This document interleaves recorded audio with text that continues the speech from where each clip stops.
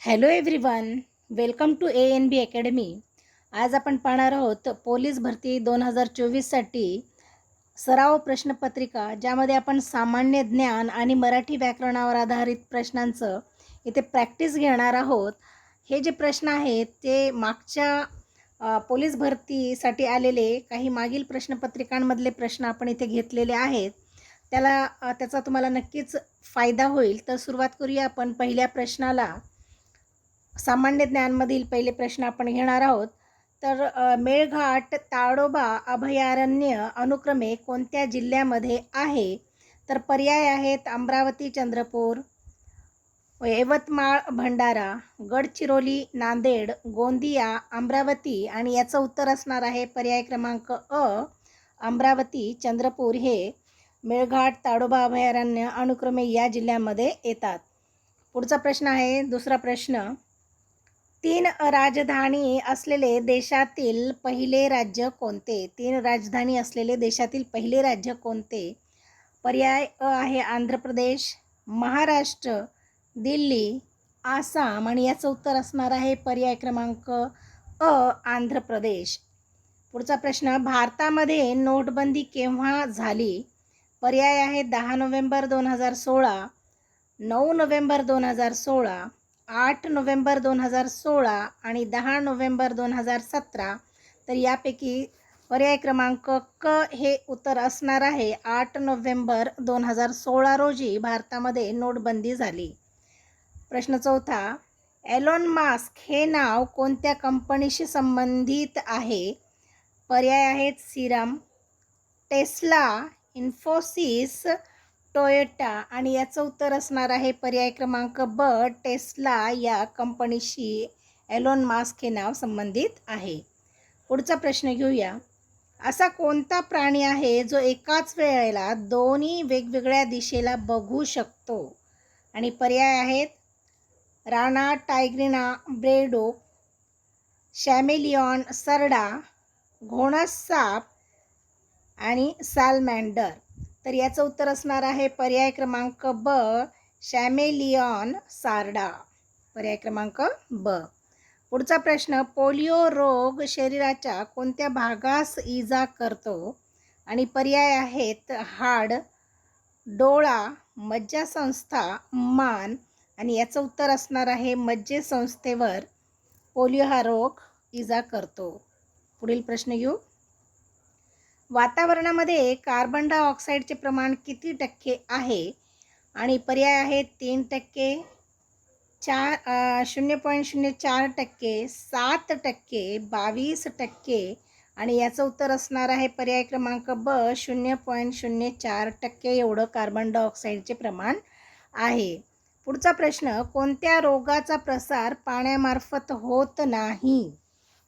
पर्याय आहेत cholera, typhoid, कावीळ, स्वाईन फ्लू. आणि याचं उत्तर असणार आहे कावीळ हा रोगाचा प्रसार पाण्यामार्फत होत नाही. पुढचा प्रश्न घेऊया.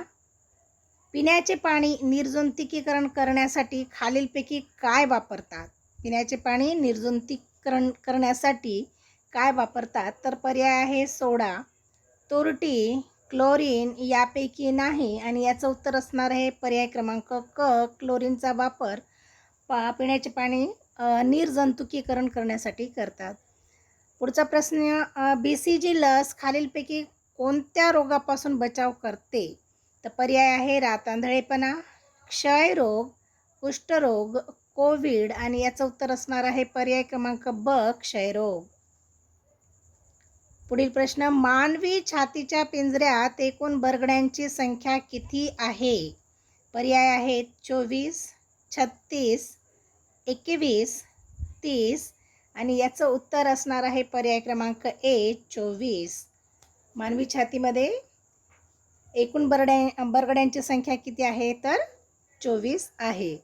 पुढचा प्रश्न. रक्त गोठण्यासाठी कोणत्या जीवनसत्वाचा उपयोग होतो? जेव्हा आपल्याला कधी कट होतं, हाताला मार लागते, जखम होते आणि त्यावेळी जेव्हा रक्तस्राव होतं, तर ते रक्तस्राव आपोआप जी ब्लिडिंग होते आपोआप कशामुळे थांबते? कोणत्या जीवनसत्वामुळे थांबते? तर पर्याय आहेत बी जीवनसत्व, ए जीवनसत्व, के जीवनसत्व आणि डी जीवनसत्व. आणि याचं उत्तर असणार आहे पर्याय क्रमांक क, के जीवनसत्व. पुढचा प्रश्न, खालीलपैकी कोणता असंसर्गजन्य रोग आहे? पर्याय आहेत क्षयरोग, मधुमेह, घटसर्प, गोवर. आणि याचं उत्तर असणार आहे पर्याय क्रमांक ब, मधुमेह. पुढचा प्रश्न, नॅशनल मॅथमॅटिक्स डे कधी साजरा केला जातो? नॅशनल मॅथमॅटिक्स डे कधी साजरा केला जातो? पर्याय आहेत 14 मार्च, 10 जुलै, 22 डिसेंबर, 20 ऑक्टोबर. आणि याचं पर्याय क्रमांक क उत्तर बरोबर असणार आहे 22 डिसेंबर. पुढचा प्रश्न, एड्स हा विषाणू म्हणजे व्हायरस शरीरातील कोणत्या घटकावर परिणाम करतो? पर्याय आहेत श्वसन संस्था, चेतापेशी, श्वेतपेशी, अस्थिमज्जा. आणि याचं पर्याय क्रमांक क हे उत्तर असणार आहे श्वेतपेशी, म्हणजे व्हाईट ब्लड सेल्स WBCवर, या घटकावर हा परिणाम करतो. पुढचा प्रश्न, तंबाखूमध्ये कोणता हानिकारक पदार्थ आहे? तर पर्याय आहेत निकोटीन, कॅफीन, ॲडेनिन, टॅनिन. आणि याचं उत्तर असणार आहे पर्याय क्रमांक अ, निकोटीन. पुढील प्रश्न, C60 हा शब्दप्रयोग गडचिरोली जिल्ह्यातील कशासाठी वापरला जातो? तर पर्याय आहेत बालमृत्यूदर रोखण्यासाठी, बालविवाह रोखण्यासाठी, नक्षलवादी कारवाया रोखण्यासाठी, आदिवासी रोजगार निर्मिती करण्यासाठी. तर याचं उत्तर असणार आहे पर्याय क्रमांक क, नक्षलवादी कारवाया रोखण्यासाठी हा शब्दप्रयोग C60 केला जातो. कुठे? गडचिरोली जिल्ह्यामध्ये. पुढचा प्रश्न, आता हे गडचिरोली जिल्ह्यात झालेली प्रश्नपत्रिका आहे, त्याच्यामुळे गडचिरोलीवर आधारित प्रश्न विचारले गेलेले आहेत. तर तुम्ही कुठल्या जिल्ह्यातून फॉर्म भरलेला आहे त्या जिल्ह्याची तुम्हाला माहिती असणे आवश्यक आहे. त्यावर आधारित तुम्हाला 2 ते 3 प्रश्न नक्की विचारले जातील. तर गडचिरोली जिल्ह्यामध्ये खालीलपैकी कोणता तालुका आहे? गडचिरोली जिल्ह्यामधील हा खालीलपैकी कोणता तालुका आहे? पर्याय आहेत उमरेड, ब्रह्मपुरी, भिवापूर, चामोशी. आणि याचं उत्तर असणार आहे पर्याय क्रमांक ड, चामोशी. पुढील प्रश्न घेऊया. PV सिंधू ही कोणत्या खेळाशी संबंधित आहे? PV सिंधू ही कोणत्या खेळाशी संबंधित आहे? पर्याय आहेत table tennis, badminton, hockey, lawn tennis. आणि याचं उत्तर असणार आहे पर्याय क्रमांक ब, बॅडमिंटन. पुढचा प्रश्न, उत्तराखंड या राज्याची राजधानी कोणती आहे? पर्याय आहेत मसुरी, मनाली, डेहराडून, चंदीगड. आणि याचं उत्तर असणार आहे पर्याय क्रमांक क, डेहराडून हे उत्तराखंड या राज्याची राजधानी आहे. पुढील प्रश्न, बल्लारपूर कागद कारखाना कोणत्या जिल्ह्यात आहे? आणि पर्याय आहेत गडचिरोली, चंद्रपूर, नागपूर, गोंदिया. आणि याचं उत्तर असणार आहे पर्याय क्रमांक ब, चंद्रपूर. बल्लारपूर कागद कारखाना चंद्रपूर या जिल्ह्यामध्ये आहे. पुढील प्रश्न इथे दिलेला आहे, मायोगी श्री न या अक्षरापासून बनणारा अर्थपूर्ण शब्द तयार केला असता त्याचे मधले अक्षर काय होते, काय असेल? तर तो शब्द तुम्ही तयार करा. याचं मी उत्तर तुम्हाला सांगणार आहे. पर्याय क्रमांक ब जे आहे न हे याचं उत्तर असणार आहे. तर मला कमेंटमध्ये कुठला अर्थपूर्ण शब्द तयार होतो तो मला कमेंटद्वारे नक्की कळवा. पुढे आता आपण प्रश्न घेणार आहोत मराठी व्याकरणावर आधारित. तर इथे उंबराचे फूल याचा अर्थ काय असं विचारलं गेलेलं आहे. पर्याय पहिला आहे दुर्मिळ गोष्ट, शेवटास जाणे, सुंदर व्यक्ती, अभिमानी व्यक्ती. आणि याचं उत्तर असणार आहे दुर्मिळ गोष्ट, म्हणजे एखादी व्यक्ती जर आपल्याला क्वचितच भेटली, कधीतरी भेटली, खूप वर्षानंतर भेटली, तर आपण ह्या म्हणीचा प्रयोग करतो की जसं काय उंबराचं फुलच आहे, म्हणजे दुर्मिळ गोष्ट, कधीतरी ती गोष्ट घडली किंवा ती व्यक्ती खूप वर्षानंतर भेटली. तर पुढचा प्रश्न घेऊया, राम लक्ष्मण या शब्दाचा समास कोणता? राम लक्ष्मण या शब्दाचा समास कोणता? आता मी समासवरती व्हिडिओ टाकलेला आहे, तुम्हाला 5 सेकंदात समास ओळखता येईल. 4 प्रकारचे समास, ते समासाचं विश्लेषण केलेलं आहे, तर ते एकदा पाहून घ्या, म्हणजे तुम्हाला नक्कीच त्याचा फायदा होईल. तर राम लक्ष्मण या शब्दाचा समास ओळखायचा आहे. अव्ययी भाव आहे का तत्पुरुष, द्वंद्व समास का बहुव्रीही समास. तर याच्यामध्ये जे उत्तर आहे क उत्तर आहे, द्वंद्व समास. आता कसा ओळखायचा द्वंद्व समास? जेव्हा दोन्ही पद हे काय आहेत, प्रधान आणि व अथवा असे जे उभयान्वयी अव्यय आहेत त्यामध्ये लागतात. दोन्ही पदे काय आहेत, आता राम आणि हे लक्ष्मण, हे काय झाले, दोन शब्द म्हणजे दोन पदे झाली. तर हे दोन्ही पदे जेव्हा प्रधान असतात, महत्त्वपूर्ण असतात, राम आणि लक्ष्मण है ना, दोन्ही पदे जेव्हा अर्थपूर्ण आहेत आणि तेवढेच महत्त्वपूर्ण आहेत दोन्ही पदे, तेव्हा हा द्वंद्व समास होतो. आणि दुसरं एक द्वंद्व समास ओळखण्याचं जे कारण आहे, याच्यामध्ये आणि व अथवा किंवा असे उभयान्वयी अव्यय लावतात. आता इथे आपण काय घेतलं, राम आणि लक्ष्मण, म्हणजे आणि हे काय झालं, उभयान्वयी अव्यय याच्यामध्ये आलं, म्हणून द्वंद्व समास होणार. पुढचं घेऊया. क्रीडांगण या शब्दाचा समास कोणता असं विचारलेला आहे. क्रीडांगण या शब्दाचा समास. पर्याय आहेत अव्ययी भाव समास, तत्पुरुष समास, द्वंद्व समास आणि बहुव्रीही समास. तर याचं उत्तर असणार आहे पर्याय क्रमांक ब, तत्पुरुष समास. आता इथे काय आहे, तत्पुरुष समासामध्ये दुसरे पद महत्त्वाचं असते. आता क्रीडांगण म्हणजे क्रीडा प्लस अंगण, क्रीडा आणि अंगण, तर दुसरं पद अंगण हे महत्त्वाचं आहे, तेव्हा तत्पुरुष समास असतो. पहिलं पद महत्त्वाचं का दुसरं महत्त्वाचं का दोन्ही पद महत्त्वाचे नाहीत किंवा दोन्ही पद महत्त्वाचे आहेत, अशा याच्यावरून समासाचे 4 भाग पडलेले आहेत. अव्ययी भाव समास, तत्पुरुष समास, द्वंद्व समास आणि बहुव्रीही समास. तर क्रीडांगण यामध्ये अंगण हे पद महत्त्वाचं आहे, दुसरे पद महत्त्वाचे आहे, म्हणून तत्पुरुष समास याला आपण असे म्हणणार आहोत. आता पुढचं आहे जे द्विगु समासाचे उदाहरण ओळखा. द्विगु समासाचे उदाहरणामध्ये त्यांनी पर्याय दिले, कमलनयन, कांदे पोहे, नवरात्र, पहारे करी. तर पर्याय क्रमांक क हे बरोबर असणार आहे. नवरात्र हे द्विगु समासाचे उदाहरण आहे. आता द्विगु समास म्हणजे काय, याच्यामध्ये दुसरे पद महत्त्वाचे आणि त्याच्यामध्ये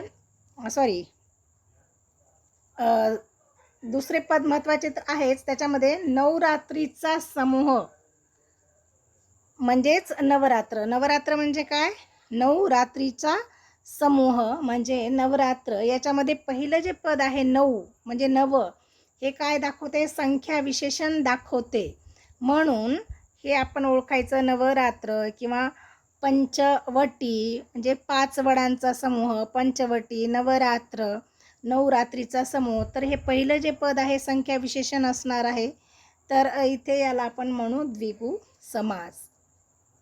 आता पुढे घेऊया आपण. खालीलपैकी अशुद्ध शब्द ओळखायचा आहे आपल्याला. इथे नागपूर दिलेला आहे, एखादा, हळूहळू, कोणता. तर हे तिन्ही ब क ड हे शुद्ध शब्द आहेत. नागपूरचं प चा उकार जे आहे दीर्घ असायला पाहिजे होता, म्हणून हा अशुद्ध शब्द आहे. नागपूर हा काय आहे, अशुद्ध शब्द आहे. पुढचा प्रश्न घेऊया. निष्कांचन या विरुद्धार्थी शब्द कोणता असं विचारलेला गेलेला आहे. तर पर्याय क्रमांक 1 धनवान याचा विरुद्धार्थी असणार आहे.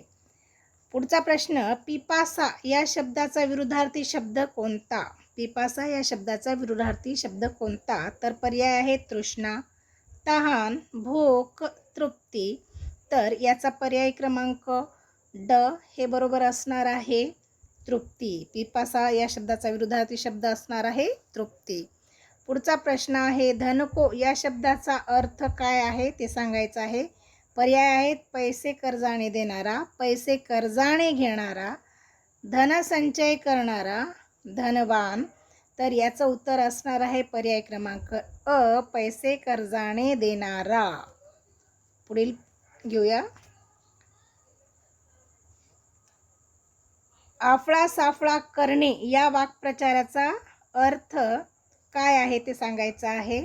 तर पर्याय आहे रागाने आदळापट करणे, अवसान आणणे, घराची साफसूफ करणे, बाजारहाट करणे. तर याचं उत्तर पर्याय क्रमांक ए असणार आहे अ, रागाने आदळ आपट करणं म्हणजे आपळा सापळा करणे होय. पुढील प्रश्न, पोबारा करणे या वाक्प्रचाराला समानार्थी वाक्प्रचार कोणता आहे? तर पर्याय आहेत वर्ज करणे, सुंबाल्या करणे, पायमल्ली करणे यापैकी नाही. तर याचं उत्तर असणार आहे पर्याय क्रमांक बी, सुंबाल्या करणे म्हणजेच पोबारा करणे. पुढील प्रश्न, अनुमोदन याकरिता समानार्थी शब्द कोणता नाही? अनुमोदन यासाठी समानार्थी शब्द कोणता नाही? तर पर्याय आहेत होकार, समर्थन, पाठिंबा, आस्वाद आणि याचं उत्तर असणार आहे पर्याय क्रमांक ड, आस्वाद हा अनुमोदन यासाठी समानार्थी शब्द नाही. बाकी सगळे जे आहेत अनुमोदन करणे म्हणजे होकार देणे, त्या गोष्टीचं समर्थन करणे किंवा त्या गोष्टीला पाठिंबा देणे म्हणजेच अनुमोदन करणे. फक्त आस्वाद हा समानार्थी शब्द असणार नाही आहे, म्हणून याचं उत्तर आस्वाद. पुढील प्रश्न, अभिलाषा याकरिता कोणता समानार्थी शब्द नाही? तर पर्याय आहेत इच्छा, हेतू, लोभ, गोडी आणि याचं उत्तर असणार आहे पर्याय क्रमांक डी, गोडी हा शब्द समानार्थी शब्द नाही. अभिलाषा करणे म्हणजे इच्छा करणे, लोभ करणे, हेतू असणे. फक्त गोडी हा शब्द अभिलाषासाठी समानार्थी शब्द नाही आहे. पुढचा प्रश्न, द्विपकल्प या शब्दाचा अर्थ काय आहे ते सांगायचं आहे. तर पर्याय आहे दोन्ही बाजूंनी पाणी असलेला प्रदेश, तिन्ही बाजूंनी पाणी असलेला प्रदेश, दोन्ही नद्यांमधील प्रदेश आणि तिन्ही बाजूंनी जमीन असलेला प्रदेश म्हणजे द्विप्रकल्प. तर याचं उत्तर असणार आहे पर्याय क्रमांक ब, तिन्ही बाजूंनी पाणी असलेला प्रदेश. पुढचं, दाम तसे काम या अर्थाची म्हण शोधायची आपल्याला. तर पर्याय आहेत जन्म आला होता, पाणी वाहत गेला.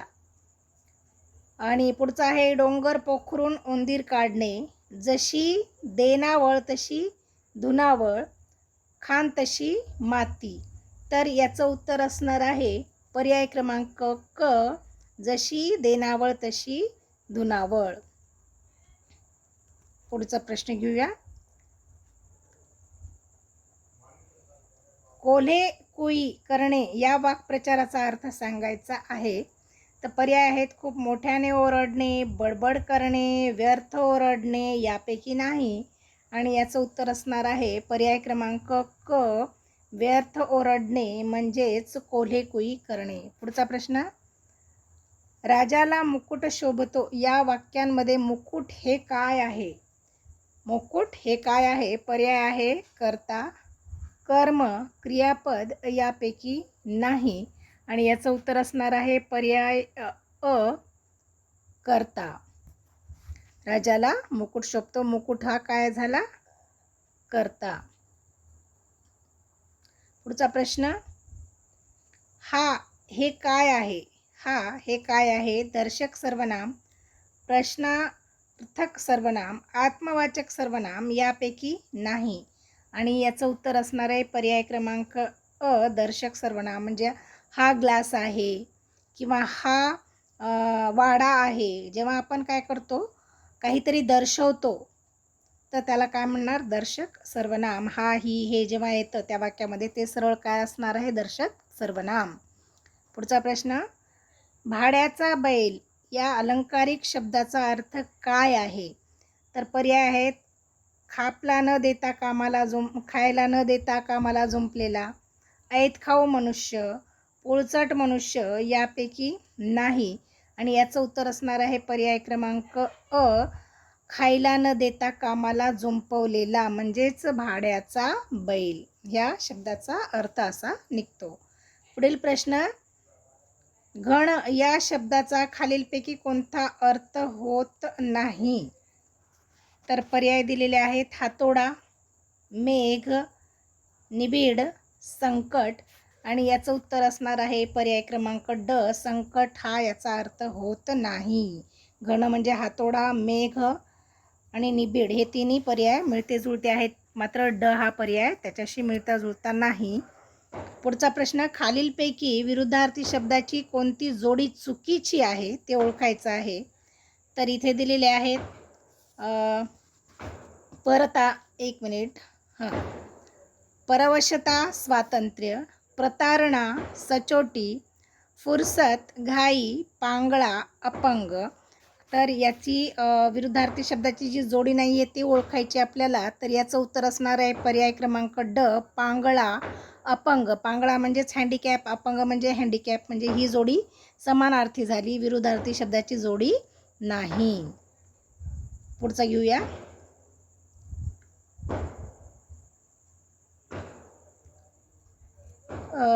सर्वांनी शांत बसा. सर्वांनी शांत बसा या वाक्याचा प्रकार ओळखायचा आहे आपल्याला. तर पर्याय आहेत विद्यार्थी, संकेतार्थी, आज्ञार्थी, संयुक्त.